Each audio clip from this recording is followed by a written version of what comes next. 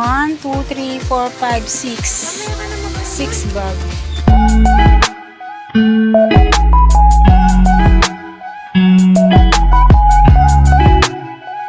Hey, it's me.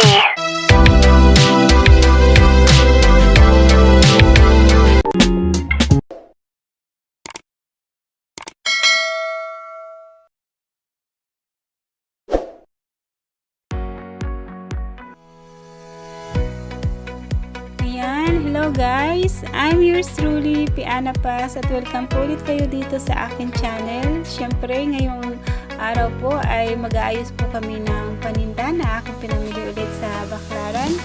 Ayan guys, thank you for watching guys sa aking po mga subscriber dyan, sa aking po mga silent viewer. Thank you so much sa inyo guys. At ayan, once again, sana po pag napanood nyo ang video kong ito ay nasa maayos po kayong kalagayan pangkalusugan, isipan at pangpinansyal.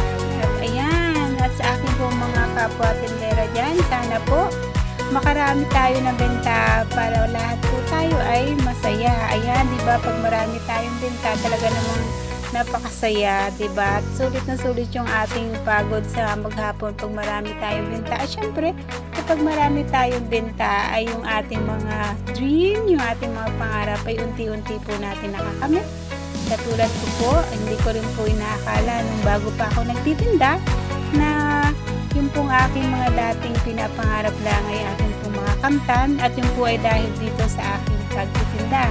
Sa mga bago pa lang po dyan nagtitinda, konting tiyaga lang po kasi diba may kasabihan tayo na kapag may tiyaga ay may nilaga. Ayan, enjoy watching guys sa aking pong pag-aayos ng aming mga pinamili dito sa Baclaran. Ayan, konting baliktanaw lang po tayo guys. Alam niyo po ba doon sa aking pong mga bagong subscriber yan? Kasi yung akin po mga dating subscriber, syempre alam na po yung kwento ng aking kung paano po ako nag-umpisa ng aking tindahan. At ayan, sa akin po mga bagong subscriber dyan, sa mga hindi pa po nakakaalam at hindi po pa po nakakapanood ng aking mga lumang video na upload. Alam nyo ba guys, nung ako po ay nag-uumpisa magtinda, ang aking pong puhunan ay 1,800 pesos lang. Yes, 1,800 pesos lang po. Ito po ay nag-start ako ng 2011, ayan, September 12, 2011, ayan, sa halaga pong 1,800 pesos na puhunan, ako po ay pumunta sa Baclaran, namili po ako ng mga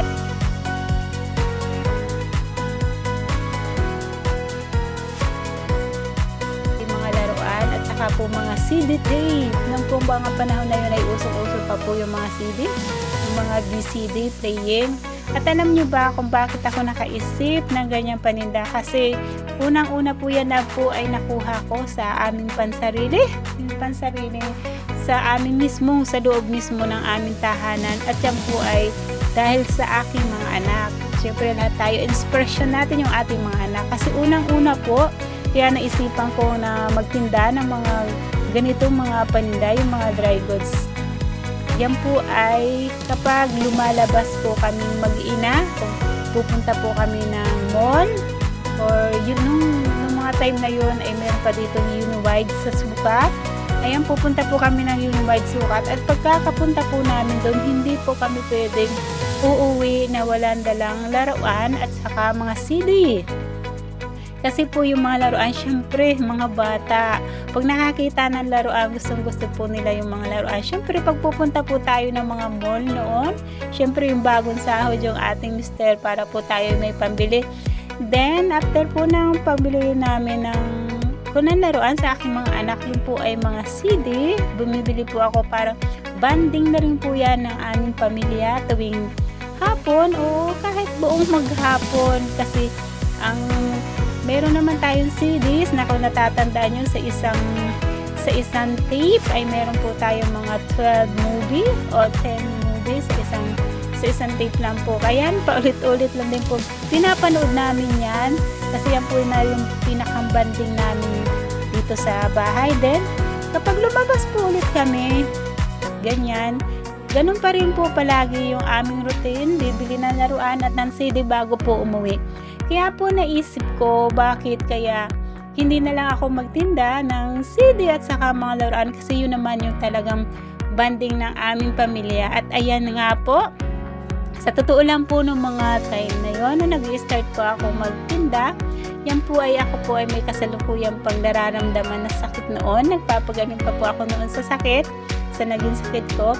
Then, naging libangan ko na nga po yan, yung pagtitinda. At yan pong 1,800 pesos na yan, ayan po ay utang ko pa. Kung alam nyo po yung card bank, ayan, shout out sa card bank po dyan, sa may-ari po ng owner ng card bank. Dahil po sa inyo, ayan, nakapag-start po ako ng negosyo. Dahil sa tiwala nyo na pinautang nyo ako ng halagang 2,000 pesos ng time na noong taon na 2011. Yan pong 2,000 pesos na pinahiram sa akin ng card bank. Yan po ay napakalaking tulong dahil yan nga po yung aking pag-start ng pagtitinda.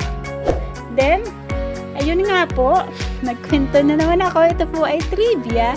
Yun nga po yung 1,800 pinamili ko sa Baclaran, yun, laruan at saka mga CDs. Tapos, after po, dumating po kami ng aking anak dito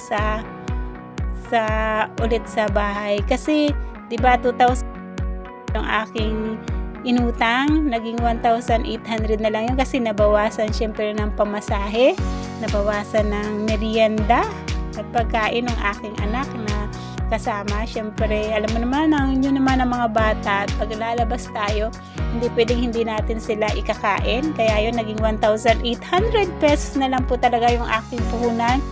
Then, ayun na nga po, namili kami. Syempre, bago pa lang, ayun na, pa sa Baclaran, nagtatanong-tanong pa kung saan yung bilihan ng mga murang laruan, saan yung bilihan ng mga CDs. Syempre, magtatanong tayo dun sa mga alam natin katiwa-tiwala.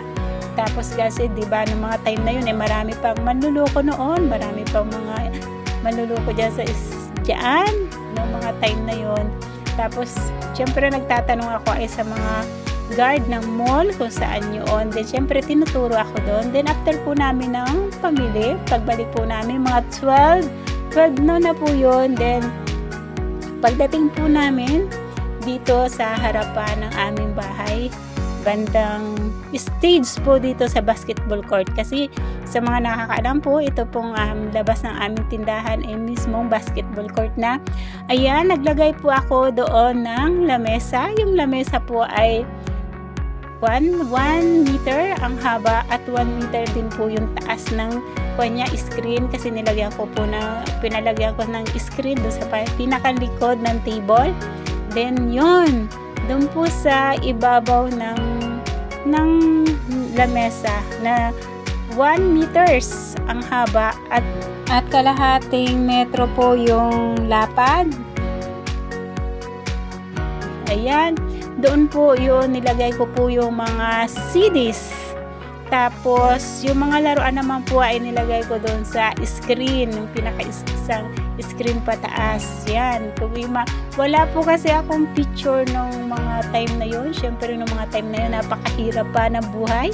At diba, sabi ko yun nga, aking puhunan ay aking inutang lang. Hindi ko man lang po yun na picturean. Sayang nga at dapat may memories ako nung ako yung nag-i-start ang tindahan na kahit sa mga picture lang, kaya lang yun nga wala akong picture noon. Basta imagine nyo na lang po yung 1 meter na lamesa, ang haba, ang lapad po niya kalahating metro, then ang taas po ng screen ay 1 meter din, na yun po yung sinabitan ko ng mga laruan. Tapos doon sa pinakambaba, sa gilid, may mga laruan din po doon nakasabit. Tapos yung po sa ibabaw nun yung mga CD. Sa totoo lang po, latag po ako ng paninda doon. Naglagay po ako mga 2:30 na ng hapon. Then noong ilang oras lang po yun, 2:30 to 6:30 po ng gabi. 4 na oras lang po yun. Kasi madilim na, walang ilaw. Unang-unang latag ko po, unang-una kong binta, nakabinta po ako ng 750 pesos. Grabe po yung saya ko noon na sa loob po ng 4 na oras nakabinta ko ng 750. Grabe yung saya ko. Sabi ko, talagang Lord, thank you so much po sa blessing, sobrang saya ko nung kasi nung mga time po na yun, 750 pesos, ay napakalaking halaga na po nun sa akin. Dahil nag-umpisa po ako ay talaga ay sa utang. Then, after po nun, kinabukasan, maghapon na po yung aking pag-open. Pero naging binta ko rin po ay 750. Same lang po nung unang araw po ng aking pagbubukas. Di man nag-start ako sa 1,800. Bali, may 1,500 na po akong binta.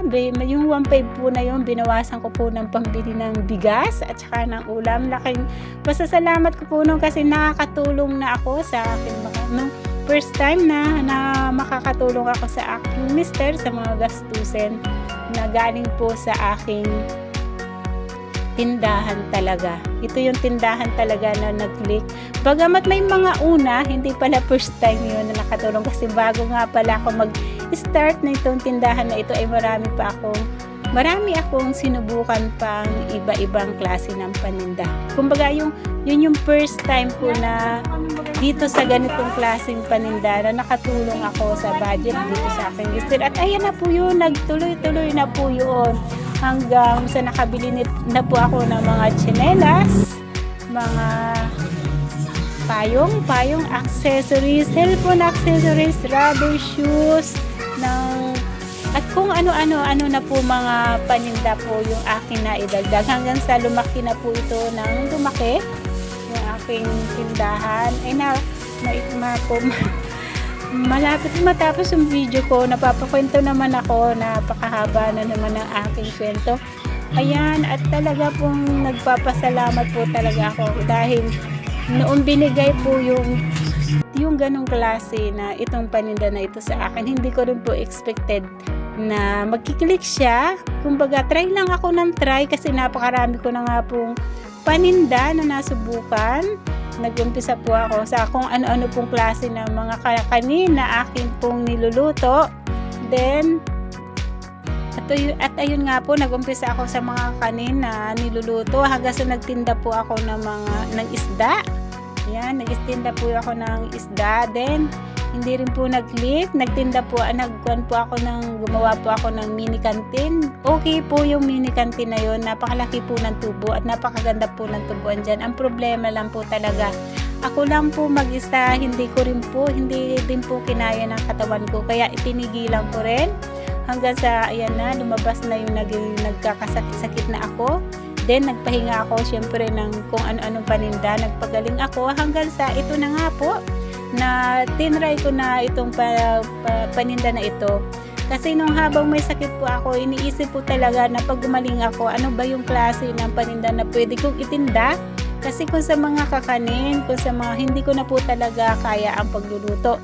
At saka yun, iniisip ko, ito na yung naisip ko na paninda. Yun nga ang sabi ko kanina sa umpisa, na kinuha ko po ito sa amin sa sarili namin, yung experience sa sarili, yung naging bonding namin ng aking mga anak, ng aking pamilya.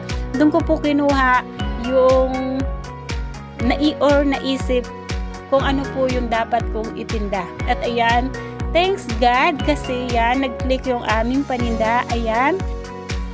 Pero sa kabila po ng aking napaka-inspiring na kwentong ito pong nakikita nyo na video ng aking tindahan, ito po ay 1/4 na lang na sa dati kong mga paninda. At ikikwento ko po yan sa inyo sa susunod ko pong upload ng video kapag po ako isipag ulit magkwento. Ayan, thank you for watching guys. God bless and keep safe everyone. Bye bye po.